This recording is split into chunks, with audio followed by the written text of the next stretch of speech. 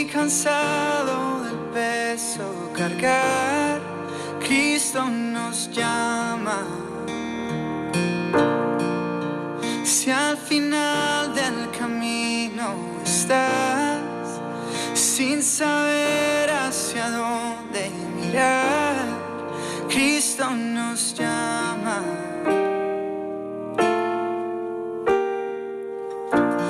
Ven ante su trono, el Padre te recibirá con sangre preciosa. Jesús borró nuestra maldad. Sí, Padre Santo, gracias por borrarnos esa maldad, ese pecado que nos alejaba de ti, Señor. Gracias, papito lindo, porque por ese sacrificio en la cruz, Señor, es que hoy somos salvos gracias a ti, Señor. Gracias, amado Padre. Te bendecimos, te adoramos y te glorificamos, Señor, y te entregamos este tiempo, Señor, para que tú nos ministres con tu palabra, Señor. Te damos gracias, Padre, en el nombre de Jesús. Amén y amén. Muy buenos días, estamos saludándoles desde Mi Tiempo con Dios, devocional que hacemos desde su comunidad cristiana La Roca de Betel. Un devocional en donde estamos leyendo la palabra de Dios día a día, un capítulo por día. Empezamos desde Génesis 1 y venimos leyendo el libro de Ezequiel. En estas reflexiones y en estas lecturas tratamos de traer el contexto histórico de cada capítulo, mirar a quién fue dirigido y cómo más o menos cómo el Señor nos explica dentro de la historia de lo que el contexto en sí significa para determinado tiempo, determinadas personas. Y también tratamos de traerlo a la actualidad, a cómo podemos aplicar esa palabra al día de hoy, porque no es simplemente leer la palabra por leerla, sino también tratar de aplicarla, porque si no la aplicamos, pues simplemente se queda en puro conocimiento, y la palabra de Dios dice que el conocimiento envanece, mas el espíritu vivifica. Así que les invito a que hoy leamos y escuchemos el capítulo número 46 del libro de Ezequiel. Esto dice el Señor soberano. La puerta oriental del atrio interior permanecerá cerrada durante los 6 días laborales de cada semana, pero se abrirá los días de descanso y los días de celebración de luna nueva. El príncipe entrará a la antesala de la entrada desde afuera. Luego se quedará de pie junto al poste de la puerta de entrada mientras el sacerdote presenta su ofrenda quemada y su ofrenda de paz.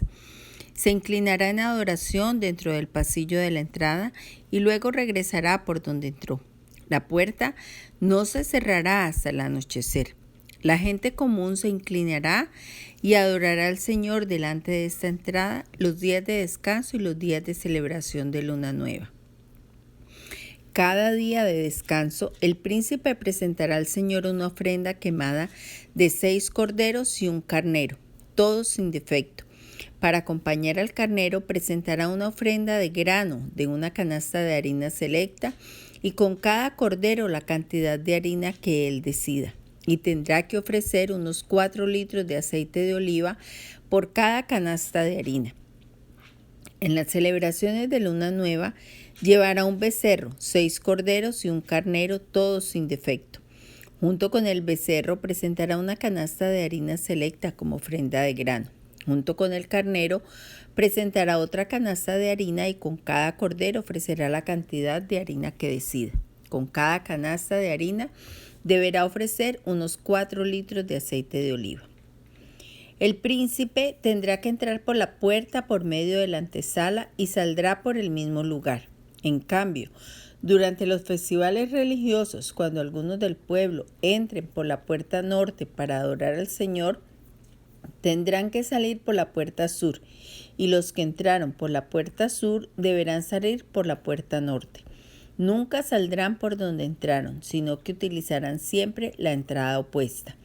En esas ocasiones el príncipe entrará y saldrá con el pueblo. Entonces, en las fiestas especiales y los festivales sagrados, la ofrenda de grano consistirá de una canasta de harina selecta con cada becerro, otra canasta de harina con cada carnero y la cantidad de harina que el adorador decida presentar con cada cordero. Con cada canasta de harina habrá que entregar unos 4 litros de aceite de oliva.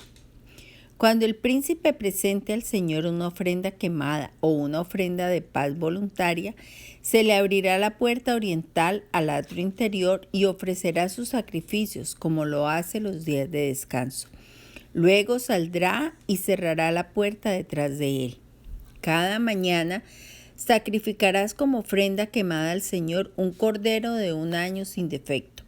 Junto con el cordero se presentará también al Señor una ofrenda de grano que consistirá en unos 3 litros de harina selecta con 1,3 litros de aceite de oliva para humedecer la harina.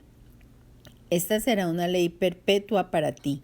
El cordero, la ofrenda de grano y el aceite de oliva se entregarán como sacrificio diario cada mañana sin excepción.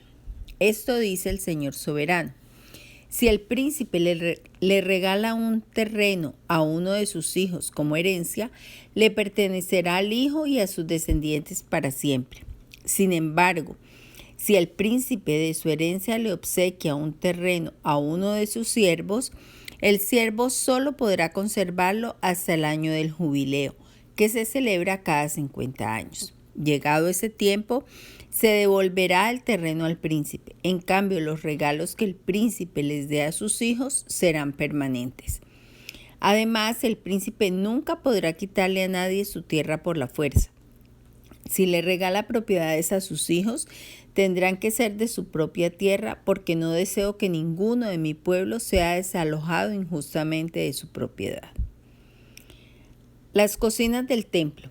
En mi visión, el hombre me llevó por la entrada que había junto a la puerta y me condujo a las habitaciones sagradas que daban al norte y estaban asignadas a los sacerdotes. Me mostró un lugar en el extremo occidental de esas habitaciones y me explicó: aquí es donde los sacerdotes cocinarán la carne de las ofrendas por la culpa y de las ofrendas por el pecado, y donde también hornearán el pan hecho con la harina de las ofrendas de grano. Usarán este lugar a fin de no llevar los sacrificios por el atrio exterior y poner al pueblo en peligro al transmitirles la santidad. Luego me llevó nuevamente al atrio exterior y me condujo a cada uno de las 4 esquinas. En cada esquina vi un recinto. Cada recinto medía 21 metros con 20 centímetros de largo por 15 metros con 90 centímetros de ancho y estaba rodeado por muros. En el lado interior de esos muros, por todo alrededor, había una saliente de piedra con chimeneas debajo de toda la saliente. El hombre me dijo: estas son las cocinas que usarán los ayudantes del templo para hervir los sacrificios ofrecidos por el pueblo. Bueno, este es el final del capítulo 46 del libro de Ezequiel. Y vemos que este es un libro profético, es un libro donde nos habla acerca de los acontecimientos que van a suceder mucho después, años después, incluso de la fecha actual, porque nos está hablando del periodo milenial, y vemos cómo Ezequiel continúa describiendo los diversos aspectos de la adoración diaria que nosotros debemos de tener. En este capítulo se habla de que nosotros debemos de adorar al Señor todos los días, en todo momento, no solamente los fines de semana, los domingos un ratico, sino que a diario nosotros debemos de rendir adoración. ¿Y cómo rendimos la mejor adoración al Señor? Es obedeciendo, porque el Señor dice su palabra que Él le agrada más la obediencia que los sacrificios. Así que lo mejor que podemos hacer a diario para adorar al Señor es hacerlo sonreír. Cada vez que nosotros no sucumbimos a la tentación o no caemos en tentación, pues nos resistimos al diablo y salimos victoriosos en las pruebas. El Señor se agrada, porque solamente los que amamos a Dios, los que queremos agradarlo a Él, resistimos esa tentación, así esa tentación sea agradable a los ojos y así sea algo que en otros tiempos nosotros no dejaríamos pasar. Pero en esta nueva vida, en esta nueva adoración diaria de nuestro momento a momento, día a día, el Señor nos pide que lo adoremos en todos los aspectos, y no es estar de rodillas como se lo decía, sino obedeciéndolo y buscando siempre y poniendo siempre en primer lugar al Señor. Si bien Dios permite la diversidad en la adoración, dice que hay un orden y una continuidad en todo lo que se hace en este capítulo con la adoración, y describe más o menos lo que pasaba en el Antiguo Testamento. Si vemos que básicamente lo que está plasmado ahí, hay mucha similitud con el libro de Números. Si vemos los ritos y todas las ceremonias que se hacían anteriormente de sacrificio y de todo lo que Moisés le dio al pueblo cuando el Señor le pasó todos los estamentos y todos los estatutos para la adoración, para cómo guiarse en todos los aspectos. Pero básicamente en Números, cuando hablaba acerca de los sacrificios, de los corderos y de todo, es muy parecido a esto. Y uno se pregunta por qué en los finales, en el milenio, cuando está el Señor ahí, ¿por qué sacrificio si ya Jesucristo hizo el único sacrificio?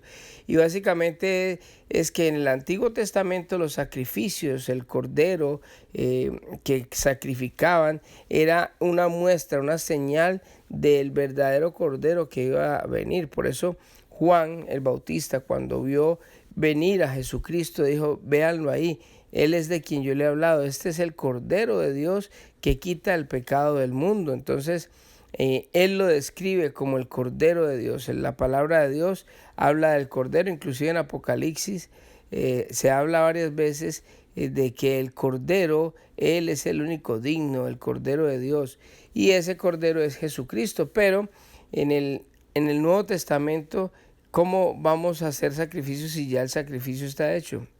Personalmente, me perdona si me equivoco, pero personalmente yo creo que esto es un recorderis de lo que nosotros vivimos, de recordarnos de que el sacrificio ya se hizo. O sea, el Antiguo Testamento iba a Jesús, y en el Nuevo Testamento, en este templo, en esta nueva etapa, de pronto es para recordarnos precisamente el sacrificio que hubo, porque nosotros somos muy olvidadizos y a veces nosotros tenemos el problema de que cuando somos salvos, como que ya se nos olvida la salvación, se nos olvida la cruz, se nos olvida el sacrificio, y ponemos en poco el sacrificio de Cristo. Entonces, como los seres humanos somos tan olvidados y como tan dejados, entonces yo pienso personalmente, y les pido perdón, vuelvo y les repito si me equivoco, pero pienso que el Señor lo hace en el futuro para que nos acordemos de que Él ya hizo ese sacrificio, de que no hay necesidad de hacer sacrificio diario, sino que el Cordero de Dios ya hizo el único sacrificio que era válido para el Señor, que el Señor aceptó para el perdón de nuestros pecados. La otra cosa que también me muestra o que me revela a mí el Señor es que pasa algo curioso, y es que nosotros, las personas que viven en este mundo, en el milenio, recordé que nosotros vamos a ser raptados, vamos a estar con el Señor por siempre, pero en el periodo milenial Él va a gobernar aquí en la tierra con las personas que están vivas. Nosotros ya no estamos en ese rublo de personas que van a estar ahí, sino que vamos a estar con el Señor gobernando como su esposa, con los que estamos al lado de Él, y Él va a gobernar sobre las personas vivientes aquí en la tierra. Y sobre esas personas es de que, a pesar de que ellos no van a tener tentación, pero sí van a tener una humanidad, un cuerpo donde tiene deseos, donde el cuerpo normal, un cuerpo natural que siempre nos lleva al pecado, y que de pronto nosotros hacemos cosas en nuestra concupiscencia, porque no todo se lo podemos echar la culpa al diablo. Muchas veces nos escudamos en que Satanás nos tentó y que Satanás es el que hace y le echamos la culpa a Satanás, y muchas de las cosas que nosotros hacemos las hacemos lo llama la palabra de Dios, en nuestras concupiscencias, en nuestros malos deseos, en las nuevas tradiciones. Nosotros tenemos malos deseos porque somos pecadores. Mientras que nosotros estemos en este cuerpo, siempre nuestro cuerpo nos va a tirar a hacer las cosas malas, pero la diferencia en el milenio es que Satanás ya va a estar preso por 1000 años, y el anticristo y todos los demás han sido arrojados a ese abismo, al lago de fuego, donde ellos van a pasar por la eternidad, y no va a haber una sobrecarga, una sobredosis de tentación para que nosotros caigamos. Si nosotros pecamos, o nosotros no, vuelvo y repito, las personas que vivan en ese milenio, esas personas van a pecar, pero va a ser por su propia naturaleza pecaminosa.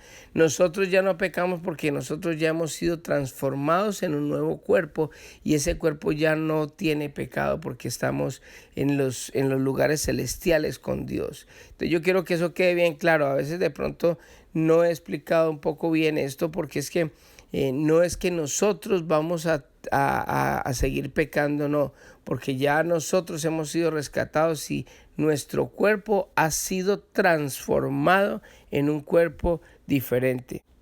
Miremos en la palabra de Dios lo que dice en 1 Corintios 15, del 51 en adelante. Dice: pero permítanme revelarles un secreto maravilloso. No todos moriremos, pero todos seremos transformados.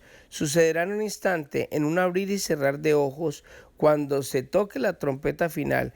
Pues cuando suene la trompeta, los que hayan muerto resucitarán para vivir por siempre. Y nosotros, los que estemos vivos, o sea, los que seamos arrebatados, también seremos transformados. Pues nuestros cuerpos mortales, o sea, esos cuerpos corruptos, esos muertos que tiran al pecado, o sea, los que a toda hora están con sus malas concupiscencias o sus malos deseos, esos cuerpos que traemos nosotros desde la naturaleza de Adán, o sea, los pecaminosos, nuestros cuerpos mortales tienen que ser transformados en cuerpos que nunca morirán. Nuestros cuerpos mortales deben de ser transformados en cuerpos inmortales.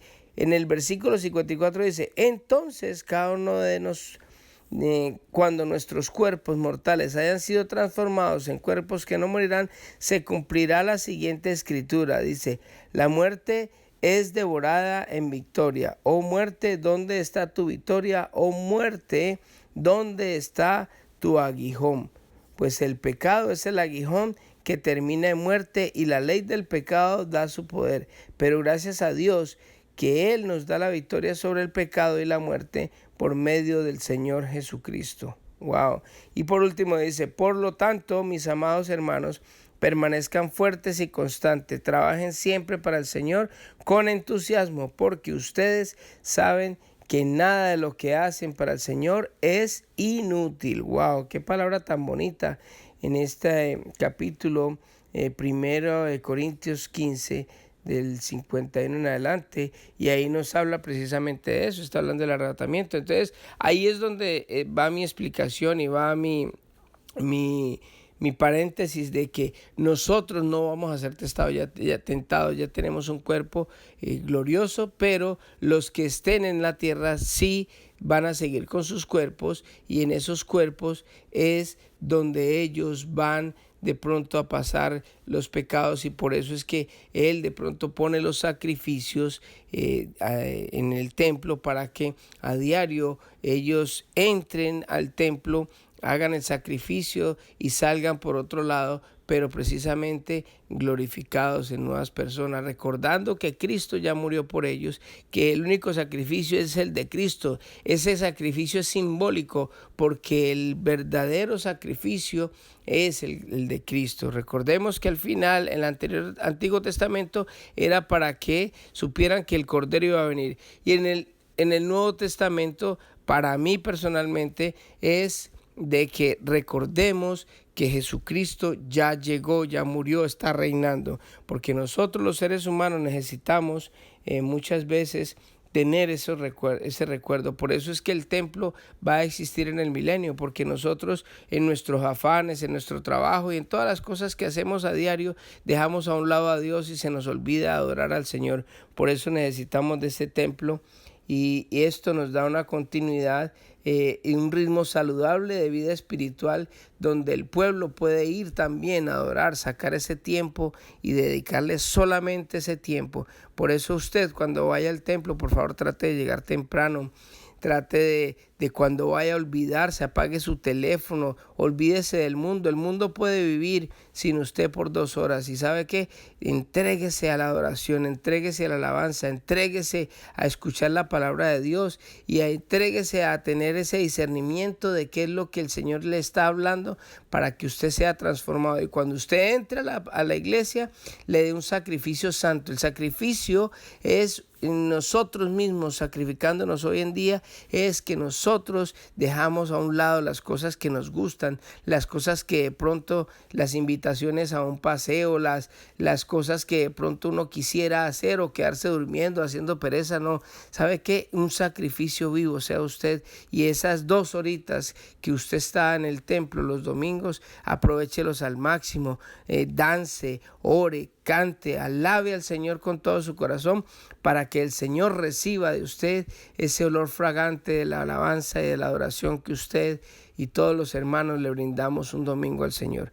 Así que vamos a orar al Señor para que el Señor nos bendiga en este día y que de verdad empecemos a tener una mejor relación con Dios, empecemos a buscar más de Dios, y cuando busquemos los momentos de alabanza, de adoración, cuando vamos al templo, dediquémonos a solo a tener esa intimidad con Dios para que el Señor nos hable en todo momento y Él esté satisfecho y contento con todo lo que nosotros hagamos en el templo. Así que oremos. Amantísimo Padre, Dios Todopoderoso, yo te doy gracias, Dios eterno, por la bendición tan grande que nos da, Señor, de poder tener un templo, Señor. Padre, sabemos que para ti, Señor, es muy importante el templo, y sabemos, Padre Santo, de que ese templo que tú permites en el milenio, Señor, es para que las personas que estén en esa época, Señor, puedan tener tiempos de adoración, tiempos de intimidad, Señor, para cuando otra vez sea suelto Satanás, no vayan a caer en tentación, Señor. Yo te doy gracias, papito lindo, por esta palabra, Señor, y te pedimos, Dios Todopoderoso, que toque nuestro corazón, Espíritu Santo, para que nosotros te pongamos a ti en primer lugar en todo, Señor, y que cuando estemos en el templo, en la casa tuya, Señor, vayamos a adorar, vayamos de corazón, con ánimo, entusiasmado con nuestra familia, vamos temprano y vamos a alabar y a glorificar tu santo nombre, Señor, porque ese es tu tiempo, Señor, donde te entregamos toda la oración y toda la alabanza a ti, Señor. Te doy gracias, Señor, por cada persona que escuche este audio, Señor, bendícelo grandemente. Toca sus corazones también, Señor, y al igual que el mío, Señor, y que cada día, Señor, tu presencia sea más viva en nosotros y podamos adorarte mucho más en cada momento, Señor. Te adoramos y te bendecimos en este día y te damos la gloria, la honra y el honor a ti, Señor. En el nombre de Jesús hemos orado, amén y amén. Que Dios les bendiga a todos y que tengan un hermoso día. Canta aleluya, Cristo vive. Oh, cuán hermoso es nuestro Salvador. Canta aleluya, Cristo vive. Nadie es más grande, solo Él es Señor. Canta aleluya, Cristo